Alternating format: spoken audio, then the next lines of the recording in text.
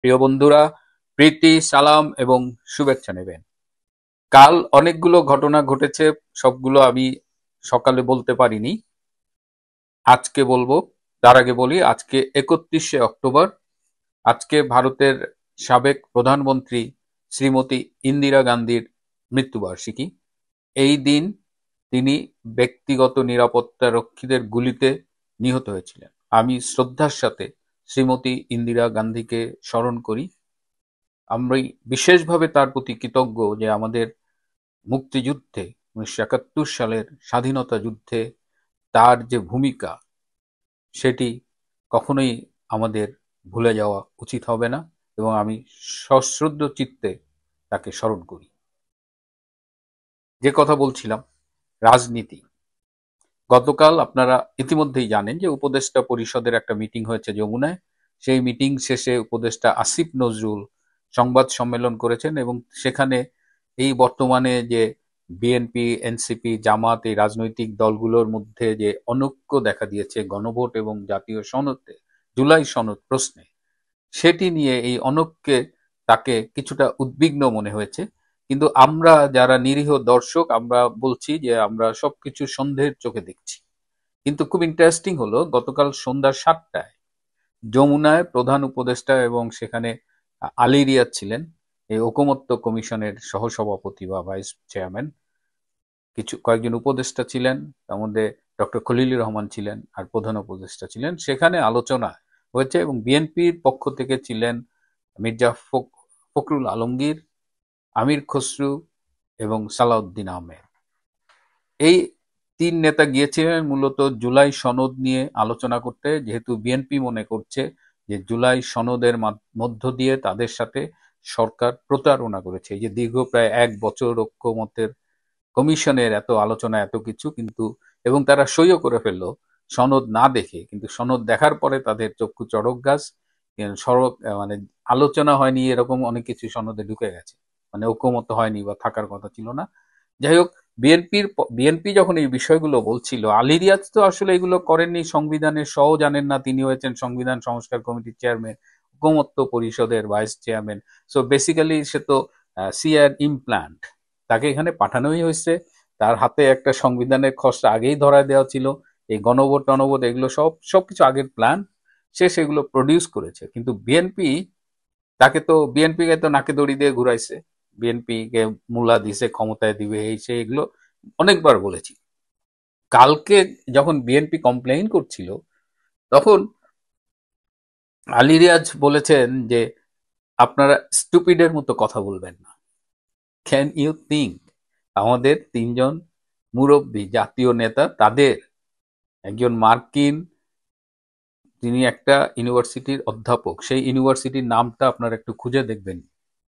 মানে তেমন নাম করা না ইউনিভার্সিটি, আমাদের এইসব দেশে প্রচুর ইউনিভার্সিটি আছে এবং ইউনিভার্সিটির র্যাঙ্কিং আছে, গ্রেডিং আছে। তো মোটামুটি একটা নিম্নমানের ইউনিভার্সিটির প্রফেসর, বেসিক্যালি সিআই এর দালালি করতে, সিআই এর টাকা খেয়ে এখানে আসছিল। সে আমাদের এই মুরব্বী নেতাদের বলতেছে যে স্টুপিডের মতো কথা বলবেন না। এই স্টুপিড গালিটাও তারা হজম করছে।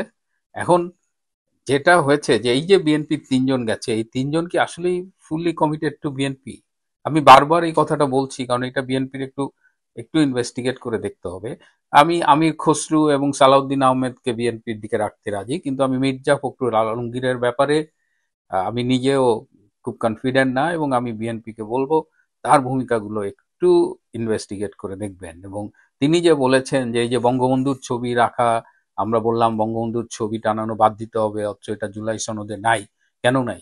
এটা তিনি ইচ্ছে করেই বলেছেন, এবং এইটা এমন একটা যুক্তি যে এটা অনায়াসে আলী রিয়াজ বা ডক্টর ইউনূসের পক্ষে মেনে নেওয়া সম্ভব। তখন তারা বলবে এই যে আমরা মির্জা ফখরুলের দাবি মেনে নিয়েছি। কিন্তু মূল যে সমস্যাটা, যে সংবিধান সংস্কার ছাড়া এই গণভোটের মাধ্যমে সংবিধানের একদম আমূল চরিত্র বদলে দেওয়া, এই জায়গাটায় বিএনপির অনেকেরই একটা স্ট্যান্ড আছে যে না, এটা সংসদে হতে হবে, এটা এভাবে গণভোটের মাধ্যমে হবে না। কিন্তু ষড়যন্ত্র তো অন্য জায়গায়। যাই হোক, এই এই জায়গায় যখন হচ্ছে, তখন বিএনপির তৃণমূলের কিছু খবর আমি পেয়েছি যে বিএনপি একদিকে যখন প্রচারিত মনে করছে, ডক্টর ইউনূস যখন নির্বাচন নিয়ে টাল বাহানা করছে, তখন বিএনপির তৃণমূল মনে করছে যে বিএনপির কেন্দ্রীয় নেতাদের ইউনূসের কাছে বা ইউনূসের সাথে এই যে হাত, মানে একেবারে হাত কাচুমাচু করে যাওয়া, ইউনূসের মুখের জিয়াউর রহমানকে খুঁজে পাওয়া, এগুলো বাদ দিয়ে বিএনপির উচিত হবে ইউনূসের বিরুদ্ধে আন্দোলন করে নির্বাচনের দাবি আদায় করা। সো তৃণমূল এই মুহূর্তে অনেকখানি আন্দোলনমুখী, এবং এই প্রেশারটা বিএনপির কেন্দ্রীয় নেতৃবৃন্দের উপরে কিন্তু পড়া শুরু করেছে।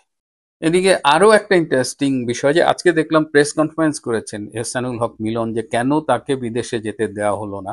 তিনি একটু জেনে খারাপই লাগলো যে তিনি আসলে ব্যাংককে চিকিৎসা করছিলেন, চিকিৎসার মাঝখানে তিনি সাংগঠনিক প্রয়োজনে এসেছিলেন এবং 4 দিন থেকে তিনি আবার ফিরে যাওয়ার কথা, কিন্তু তিনি এয়ারপোর্টে গিয়ে দেখলেন তার দেশ থেকে নিষেধাজ্ঞা রয়েছে।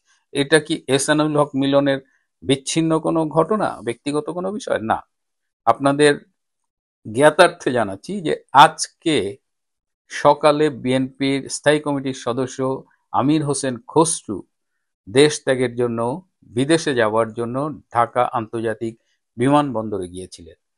আমির খসরুকেও ফিরিয়ে দেওয়া হয়েছে এবং এই নিউজটি কোনো প্রচার মাধ্যমে, গণমাধ্যমে আসেনি। এটা একদম ব্ল্যাক আউট করা হয়েছে, কিন্তু আমির খসরু যেতে পারেননি।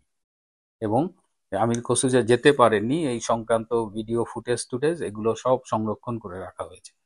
কেন এহসানুল হক মিলনের পরে আমির খসরুকে বিদেশে যেতে দেওয়া হলো না?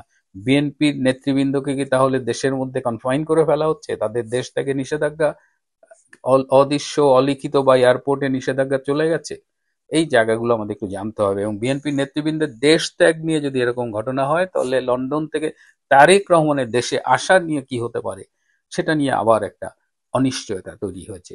এদিকে বিএনপির এই করুণ দশায় একদিকে সনদে স্বাক্ষর করেছে, আবার বলছে যে জুলাই সনদ নিয়ে তাদের সাথে প্রতারণা করা হয়েছে, ইউনূস সরকার তাদের সাথে প্রতারণা করেছে। এটা নিয়ে এই যে ন্যাশনাল সিটিজেন্স পার্টি, যাদের অনেকে বাচ্চা কাচ্চাদের পার্টি বা চিলড্রেন্স পার্টি বলে, তারা আবার বিএনপিকে ঠেস দিয়ে বলতেছে যে কাবিন হয়ে গেছে, এখন বললেই হবে না সংসার করব না, সংসার করতে হবে। কিন্তু এরা যে আসলে নাদান, এরা যে আসলে বাচ্চা কাচ্চা, সেটা এই স্টেটমেন্টের মধ্যে দিয়ে বোঝা যায়। এটা বলে তারা আবার খুব খুশি, এবং দেখলাম কয়েকজন এটা বলতেছে, ফেসবুকেও ভাইরাল।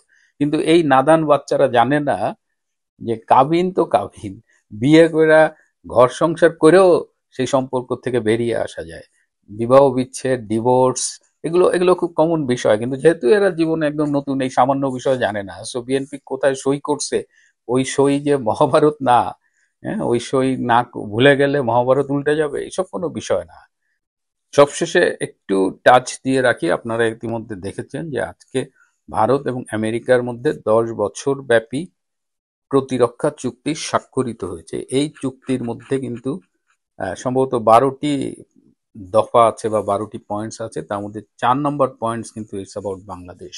এই চুক্তি সম্পর্কে বিস্তারিত জানলে আপনাদের সাথে কথা বলবো, কিন্তু আমি বারবার বলার চেষ্টা করেছি যে বাংলাদেশের বাইরেও বাংলাদেশকে কেন্দ্র করে আন্তর্জাতিক অঙ্গনে বেশ কিছু হিসেব নিকেশ হচ্ছে, এবং এই যে ভারতের সাথে আমেরিকার প্রতিরক্ষা চুক্তি, ভারতের বাণিজ্য মন্ত্রী এই মুহূর্তে আমেরিকায়, ভারতের সাথে আমেরিকার বাণিজ্য চুক্তি, ট্যারিফ, এই বিষয়গুলো নিয়েও খুব তাড়াতাড়ি, সম্ভবত আগামীকাল বা এরকম এমন হতে পারে, বা খুব তাড়াতাড়ি তাদের বাণিজ্য চুক্তিটাও এবং ট্যারিফের বিষয়টাও সলভ হয়ে যাবে। এবং ভারত আমেরিকার অবস্থানটা ক্লিয়ার হওয়ার পরে বাংলাদেশের, আমাদের এই বাংলাদেশের আভ্যন্তরীণ রাজনীতিতে তো বিদেশি কিছু হস্তক্ষেপ কাজ করছে, সেটা নতুন শেপ নেবে। আমি বলছি ডক্টর ইউনূস এই যে মার্কিন পুতুল বা মার্কিন দালাল বিনা শর্তে বাংলাদেশকে তুলে দিচ্ছে, কিন্তু এরপরেও কেন জানি আমেরিকা ডক্টর ইউনূসের উপরে হ্যাপি না, তারা ইউনূসের বিকল্প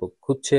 এই বিষয়গুলো নিয়ে আমি পরে কথা বলবো। আপাতত বিএনপিকে নিয়ে যে কথাগুলো বললাম, আপনারা খেয়াল রাখবেন, বিএনপি মাইনকার চিপায় পড়ছে, বিএনপি তৃণমূল আন্দোলনমুখী হচ্ছে, বিএনপির কেন্দ্রীয় নেতৃবৃন্দ 2 ভাগে বিভক্ত, এক ভাগ বিএনপির স্বার্থে বিএনপির রাজনীতি করে, আর এক ভাগ ডক্টর ইউনূসের দালালি করছে। এবং কারা করছে ডক্টর ইউনূসের দালালি, এইটা আপনারা খেয়াল রাখবেন। তারা ইতিমধ্যেই কিন্তু তাদের কথাবার্তায় সেটা প্রমাণও দিয়ে দিয়েছে। প্রিয় বন্ধুরা, আজ এ পর্যন্তই। ভালো থাকবেন, সুস্থ থাকবেন, তার চেয়েও জরুরি হলো নিরাপদে থাকবেন।